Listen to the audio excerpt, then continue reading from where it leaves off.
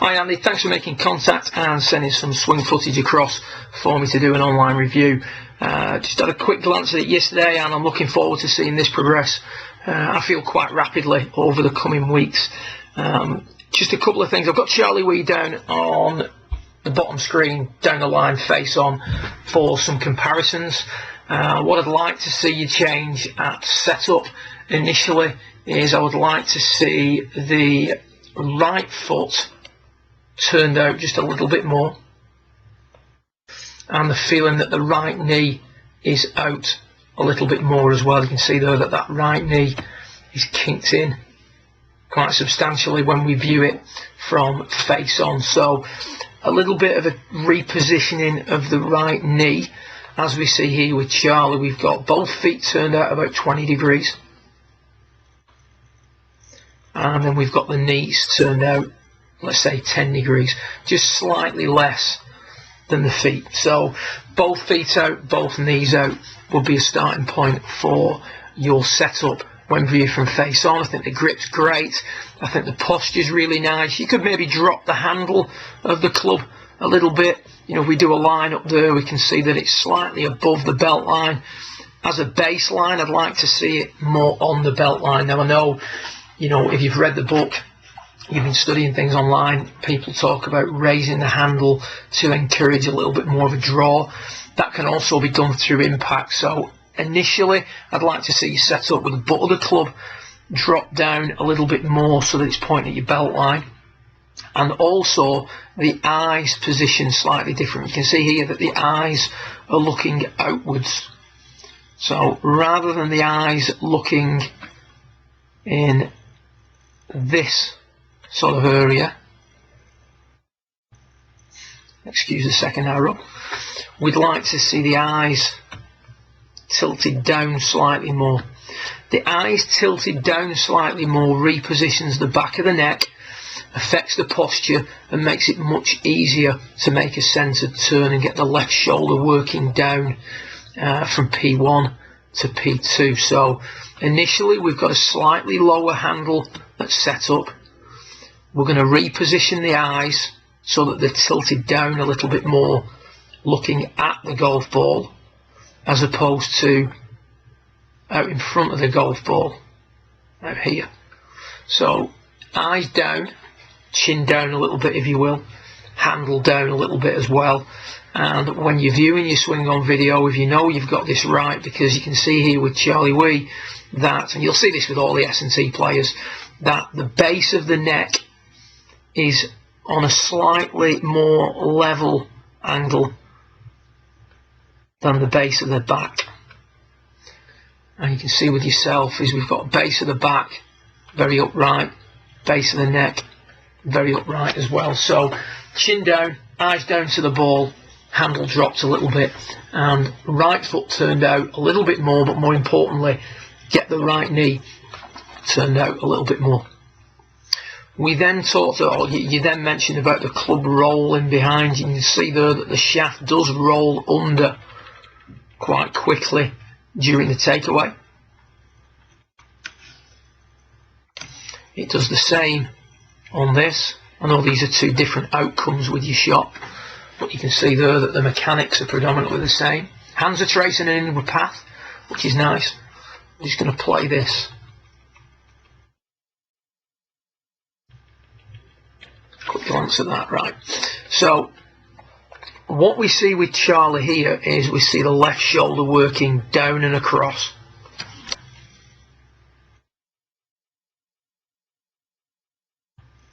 So the left shoulder working down and across, stabilising the axis of the shoulder turn, and more importantly, controlling the direction the club swings on the way back. We can see there that the shoulders are turning on a tilted angle. Okay. Now, what we see with yourself is we see a left shoulder that works across a little bit too much. Some of this is due to the right knee being kinked in. Some of this is due to the eyes being positioned too much out in front of you. And that's going to encourage a more level shoulder turn. So you can see that your shoulder is working across more than it's working down. As a result, the shaft rolls behind you and the tilts on the shoulders are too level. Now, this can be approached in several ways, or a few ways. Some guys, just working the left shoulder down will help tremendously. I feel with your swing at the moment, you need a slightly better understanding of other ways of doing it, if you will. So what I'd like to see you focus on is the back of the left hand and the club face from P1 to P2. The difference between you and Charlie is that the gloved hand points up, whereas the back of the gloved hand points down. As the back of the gloved hand rolls open, the club is pushed behind you and it is opened up in relation to the arc of the swing. So we've got the toe end of the club pointing skywards, whereas Charlie's still got the toe end of the club pointing down a little bit more now. You can focus on working the left shoulder down from P1 to P2, but still get this wrong if you don't control what accumulator 3, the back of the left hand, is doing. So if you control what accumulator 3 is doing, the tilts on your shoulders and the stabilising of the axis will improve dramatically. So once we change the setup where we turn the feet, the right foot out, get the right knee out, and we get the eyes repositioned down at the ball, what I'd like you to focus on is what goes on from P1 to P2. So from P1 to P2 in your swing, we have accumulator 3 loading too much too soon. And what we have with Charlie is we have accumulator 3 loading much less and much later. So you can see there's very, very little loading of accumulator 3 from P1 to P2. And that's where I'd like to put your attention more than anything really. P1 to P2, controlling what accumulator 3 does. So the back of the left hand. So the thought for you to get you away from this move and to improve the shoulder tilts is 0 rotation of accumulator 3 from P1 to P2. And that's going to tidy up what we see here.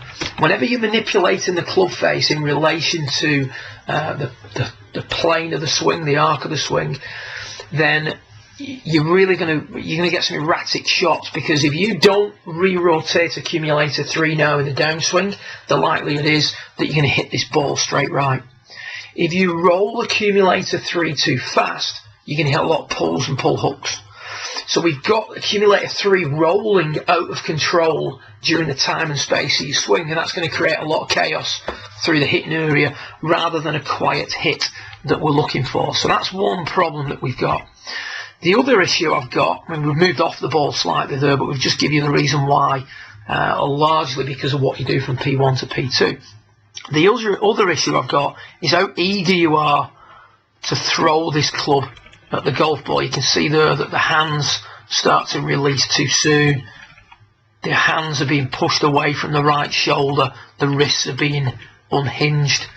And it's like you start your downswing from P4 to P5 with your arms, really. You're engaging the arms too soon. Now I know there's some information out there that suggests the butt of the club moves away from the right shoulder at a steady rate from P4 to P6, which is valid. But really, if you read the book and get into the, I don't know how many times or if you've read the book, but if you do read the book and you read it a number of times, one of the things that you start to realise is that the arms really only engage from about P5.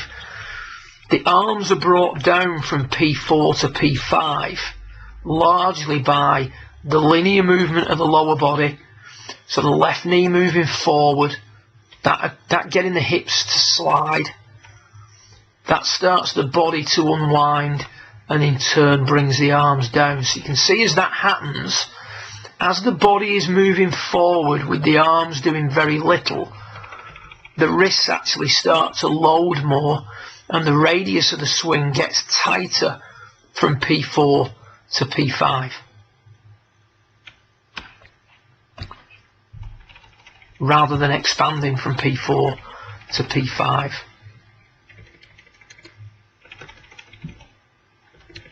So the two key areas that I want you to focus on more than anything, Andy, here are what happens from P1 to P2.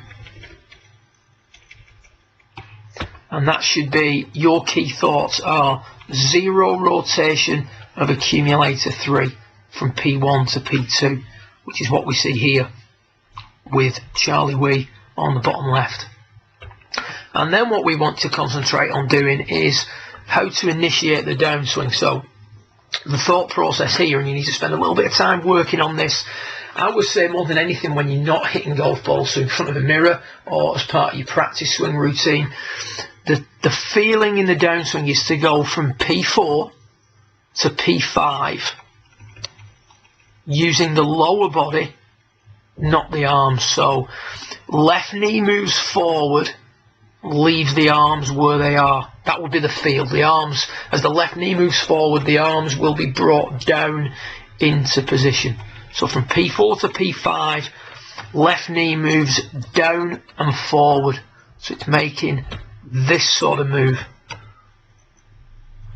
From P4 to P5, weight going forward, left knee working down and forward, and that will bring the arms down, as opposed to what we see here, which is you engaging the arms too quick. Left knee really is just pushing up very, very early there. Left knee straightening too soon. Yeah, there's a chicken wing. The weight doesn't get far enough forward early in the swing, which brings hitting the ground behind the ball into play. The wrists are being dumped, which also brings hitting the ground behind the ball into play. So the standing up too soon to impact that we see there, and the chicken wing is a combination of insufficient linear movement to offset the extension, and also your mechanism of preventing the club crashing into the ground. I can guarantee you one thing: if you tidy up what's happening from P1 to P2, you're going to tighten your shot cone up tremendously, and with a more neutral, if you will, slightly less open club face at P2 and throughout the swing, you're going to need to work your lower body differently from P4 to P5. So just to recap, some changes at setup: position the right foot out a little bit more, position the right knee out a little bit more, position the eyes down more, so we're looking down at the golf ball rather than out in front of it.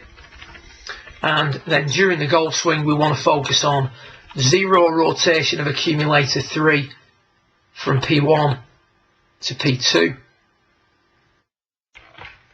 and initiating the downswing with the lower body and keeping the arms very, very passive. Don't engage the arms until P5 onwards.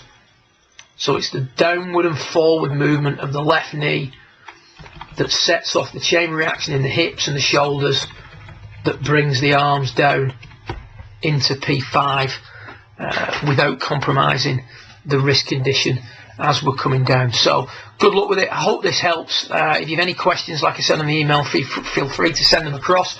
I will try and answer them as quickly as I can. I'll also, in the meantime, when I get a chance over the next couple of days, forward you some documents relating to the pieces that we've discussed during this online review. Hope it helps. Good luck with it, and look forward to getting your feedback over the coming weeks. Well done.